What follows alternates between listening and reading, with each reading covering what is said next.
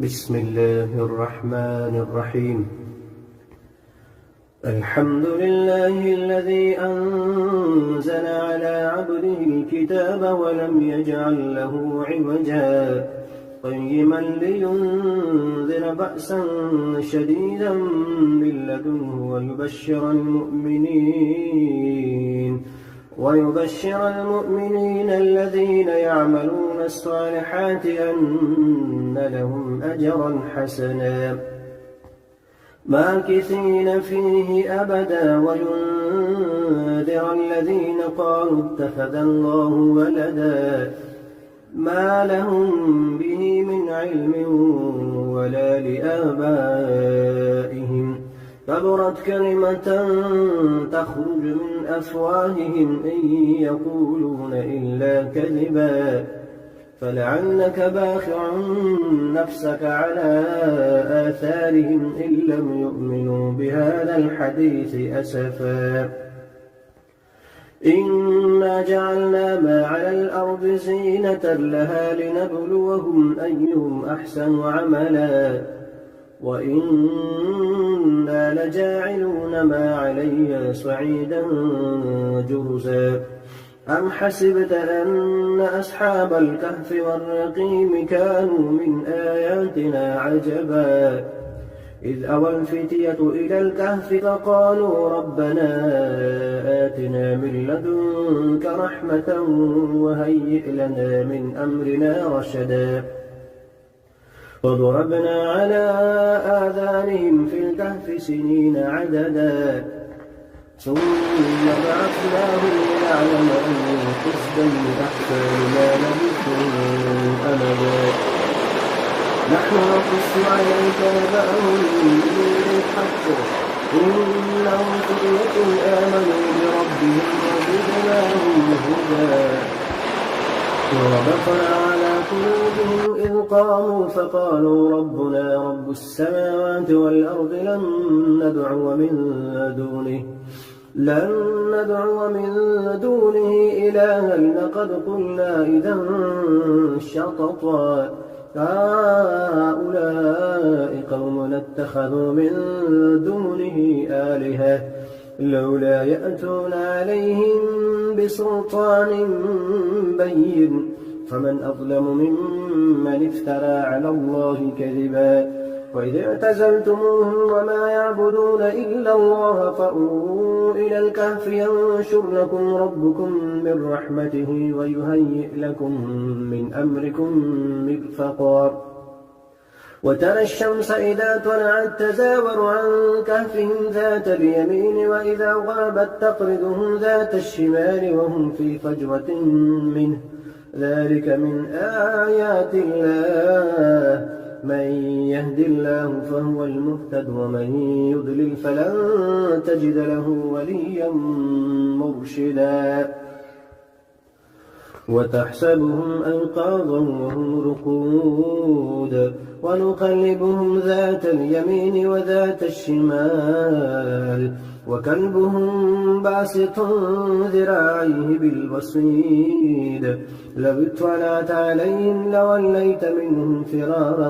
ولملئت منهم رعبا وكذلك بعثناهم ليتساءلوا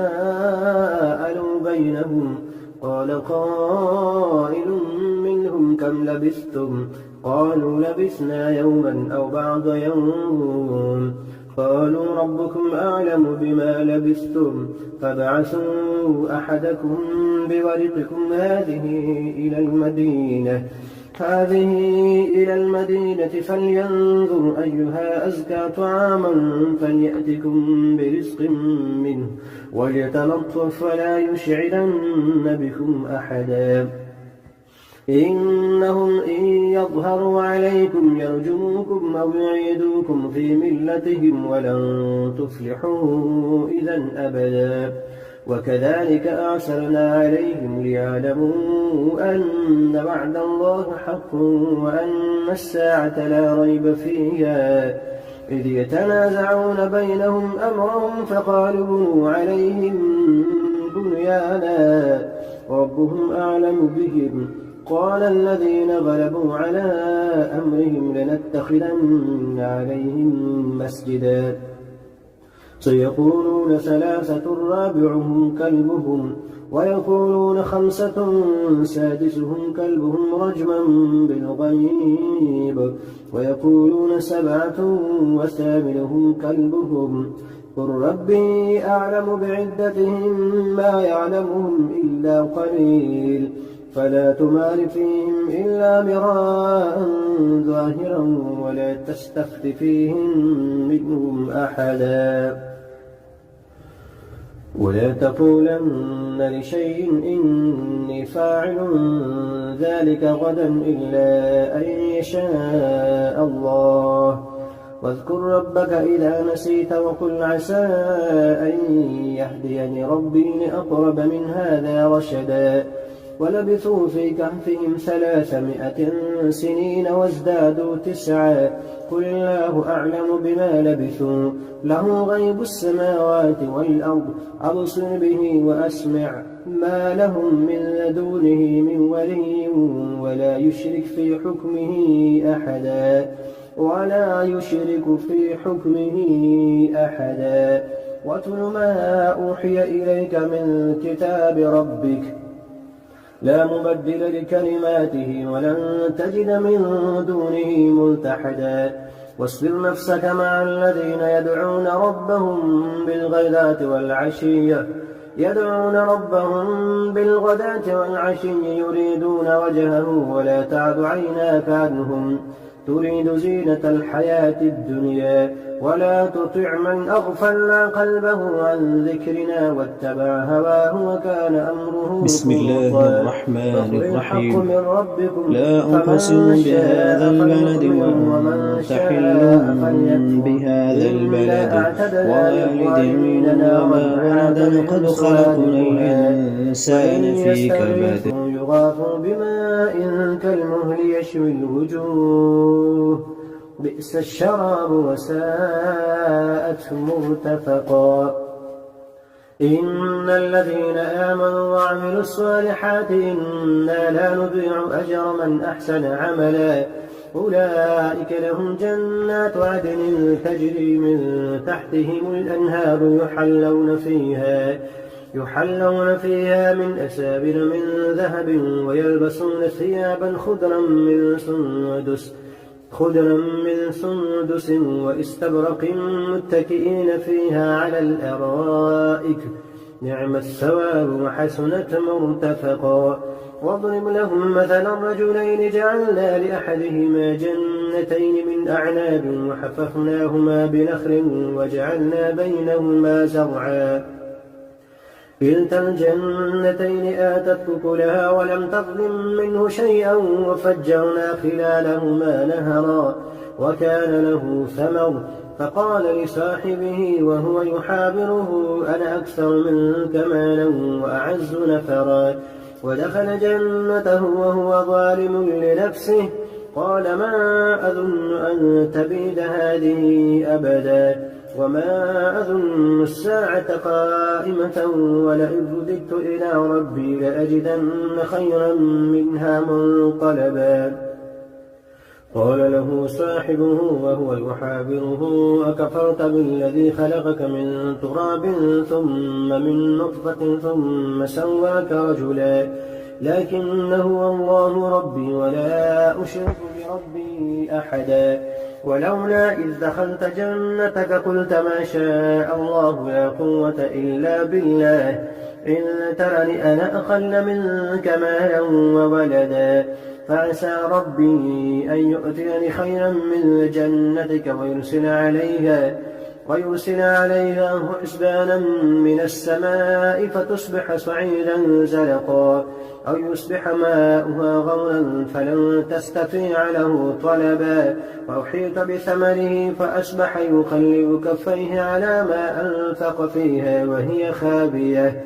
وهي خابية على عروشها ويقول يا ليتني لم أشرك بربي أحدا ولم تكن له فئة ينصرونه من دون الله وما كان منتصرا هنالك الولاية لله الحق هو خير ثوابا وخير عقبا. واضرب لهم مثل الحياة الدنيا كماء إن أنزلناه من السماء فاختلط به نبات الأرض فأصبح هشيما تذروه الرياح وكان الله على كل شيء مقتدرا. المال والبنون زينة الحياة الدنيا والباقيات الصالحات خير عند ربك ثوابا وخير أملا. ويوم نسير الجبال وترى الأرض بارزة وحشرناهم فلم نغادر منهم أحدا وعرضوا على ربك صفا لقد جئتمونا كما خلقناكم أول مرة بل زعمتم أن لن نجعل لكم موعدا. ووضع الكتاب فترى المجرمين مشفقين مما فيه ويقولون يا ويلتنا ما لهذا الكتاب لا يغادر صغيرة ولا كبيرة إلا أحصاها ووجدوا ما عملوا حاضرا ولا يظلم ربك أحدا. وإذ قلنا للملائكة اسجدوا لآدم فسجدوا إلا إبليس كان من الجن ففسق عن أمر ربه أفتتخذونه وذريته أولياء من دوني وهم لكم عدو بئس للظالمين بدلا. ما أشهدتم خلق السماوات والأرض ولا خلق أنفسهم وما كنت متخذ المضلين عضدا. ويوم يقول نادوا شركائي الذين زعمتم فدعوهم ولم يستجيبوا لهم وجعلنا بينهم موبقا. ورأى المجرمون النار فظنوا أنهم مواقعوها ولم يجدوا عنها مصرفا. ولقد صرفنا في هذا القرآن للناس من كل مثل وكان الإنسان أكثر شيء جدلا. وما منع الناس أن يؤمنوا إذ جاءهم الهدى ويستغفروا ربهم إلا أن تأتيهم سنة الأولين أو يأتيهم العذاب قبلا. وما نرسل المرسلين إلا مبشرين ومنذرين ويجادل الذين كفروا بالباطل ليدحضوا به الحق واتخذوا آياتي وما أنذروا هزوا. ومن أظلم ممن ذكر بآيات ربه فأعرض عنها ونسي ما قدمت يداه إنا جعلنا على قلوبهم أكنة أن يفقهوه وفي آذانهم وقرا وإن تدعهم إلى الهدى فلن يهتدوا إذا أبدا. وربك الغفور ذو الرحمة لو يؤاخذهم بما كسبوا لعجل لهم العذاب بل لهم موعد لن يجدوا من دونه موئلا. وتلك القرى أهلكناهم لما ظلموا وجعلنا لمهلكهم موعدا. وإذ قال موسى لفتاه لا أبرح حتى أبلغ مجمع البحرين أو أمضي حقبا فلما بلغا مجمع بينهما نسيا حوتهما فاتخذ سبيله في البحر سربا فلما جاوزا قال لفتاه آتنا غداءنا لقد لقينا من سفرنا هذا نصبا قال أرأيت إذ أوينا إلى الصخرة فإني نسيت الحوت وما أنسانيه إلا الشيطان أن أذكره واتخذ سبيله في البحر عجبا قال ذلك ما كنا نبغي فارتد على آثارهما قصصا فوجدا عبدا من عبادنا آتيناه رحمة من عندنا وعلمناه من لدنا علما قال له موسى هل أتبعك على أن تعلمني مما علمت رشدا قال إنك لن تستطيع معي صبرا وكيف تصبر على ما لم تحط به خبرا قال ستجدني إن شاء الله صابرا ولا أعصي لك أمرا قال فإن اتبعتني فلا تسألني عن شيء حتى أحدث لك منه ذكرا فانطلقا حتى إذا ركبا في السفينة خرقها قال أخرقتها لتغرق أهلها لقد جئت شيئا إمرا. قال ألم أقل إنك لن تستطيع معي صبرا. قال لا تؤاخذني بما نسيت ولا ترهقني من أمري عسرا. فانطلقا حتى إذا لقيا غلاما فقتله قال أقتلت نفسا زكية بغير نفس لقد جئت شيئا نكرا. قال ألم نقل لك إنك لن تستطيع معي صبرا. قال إن سألتك عن شيء بعدها فلا تصاحبني قد بلغت من لدني عذرا. فانطلقا حتى إذا أتيا أهل قرية استطعما أهلها فأبوا أن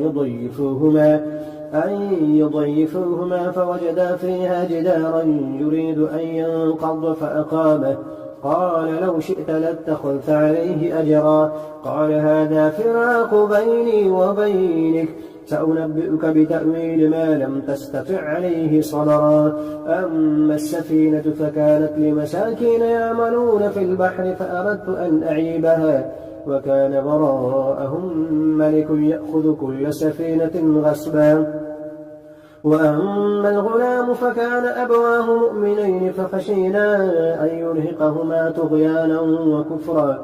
فأردنا أن يبدلهما ربهما خيرا منه زكاة وأقرب رحما. وأما الجدار فكان لغلامين يتيمين في المدينة وكان تحته كنز لهما وكان أبوهما صالحا فأراد ربك أن يبلغا أشدهما ويستخرجا كنزهما رحمة من ربك وما فعلته عن أمري ذلك تأويل ما لم تستطع عليه صبرا. ويسألونك عن ذي القرنين قل سأتلو عليكم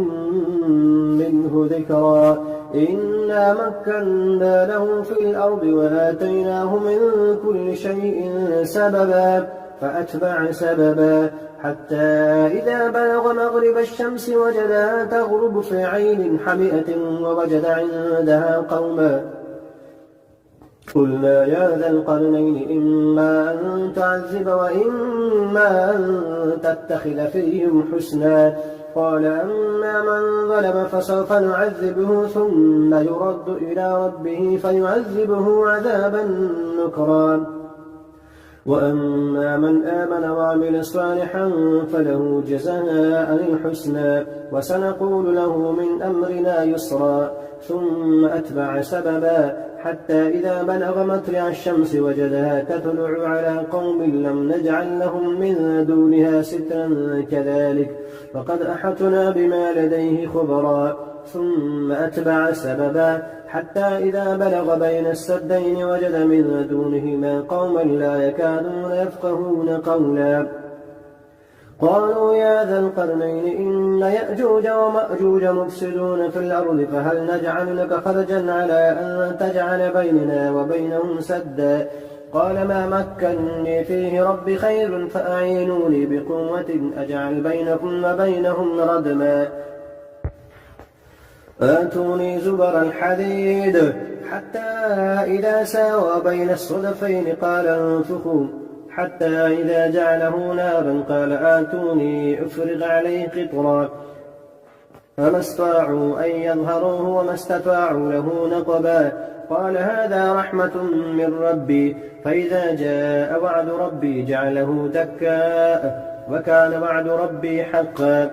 وتركنا بعضهم يومئذ يموج في بعض ونفخ في السور فجمعناهم جمعا وعرضنا جهنم يومئذ للكافرين عرضا. الذين كانت أعينهم في غطاء عن ذكري وكانوا لا يستطيعون سمعا.